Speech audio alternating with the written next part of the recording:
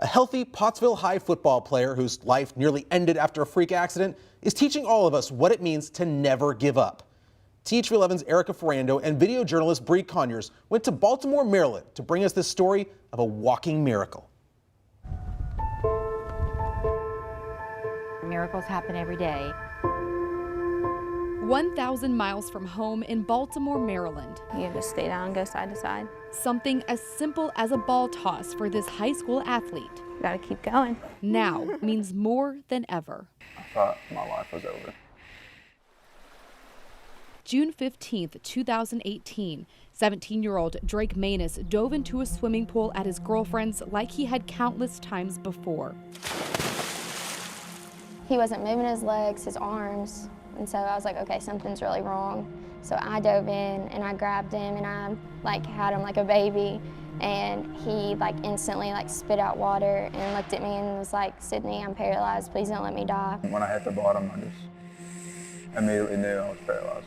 And that was really the first thing I told him in the ambulance. Start praying, Drake, right now, and you're gonna be all right. Airlifted to Arkansas Children's, Drake suffered a broken neck and spinal cord injury. It was a freak accident. Doctors delivering the news to his parents he'd never walk again. We've got to get him into surgery right now, and Drake's probably never going to move the neck down. And I pretty much lost it at that point. I just hit my knees. It was hard. It was really hard. And you're just scared. But hoping for a chance at recovery, the Maness family came to the Kennedy Krieger Institute in Baltimore. You didn't give up. No.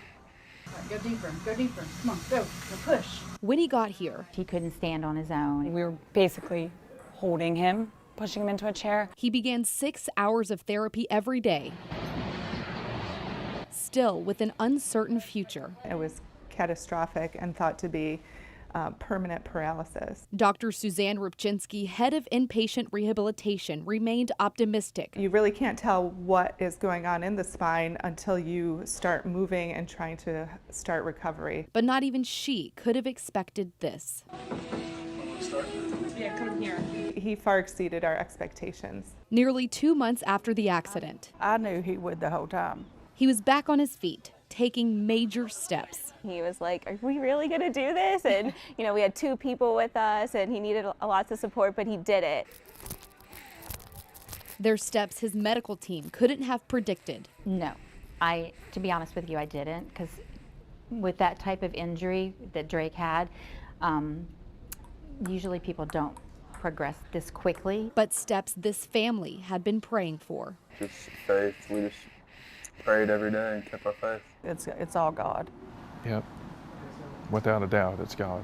His medical team crediting how his injury was immediately handled. They held that neck stable. His girlfriend, her family, and paramedics floated him in the water. That could be the difference in them walking again or not. Through faith and determination, Drake showed progress every day. Just seeing a little toe wiggle would brighten everyone's day, and then now he gets up and dances. Since walking wasn't enough, You gotta get faster.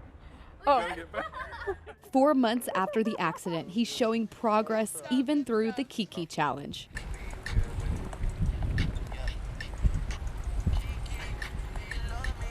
Drake just has that natural charisma to him, and he's always had that. I would say maybe it's stronger now. Watching the recovery before our eyes, It just amazes everybody. He has a very strong will, and he's a very healthy, fit, strong guy, and I think that helped him greatly. steps that can't be justified I can't explain it. are explained by this family as intervention from above. Not just prayers to fix things spiritually, but God gave the doctors the brain that they have to work on Drake, and the nurses that he's had to treat him, and us the ability to make decisions to get him to the best place for the care that he needed. He's a walking miracle. For him to be where he's at now, it's amazing. Kennedy Krieger Institute here in Baltimore has been Drake's home for the past 3 months. Now, after so much progress, he's ready to continue recovery back home in Arkansas.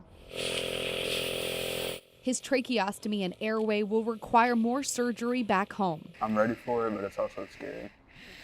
It's just weird going to be home with the trach and then going back to school. It's been so long.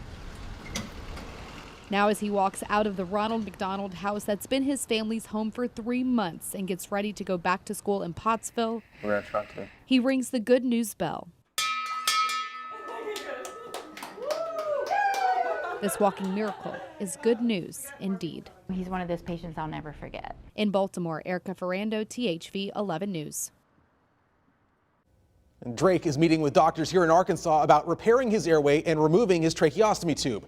They're hoping to have that out within the year.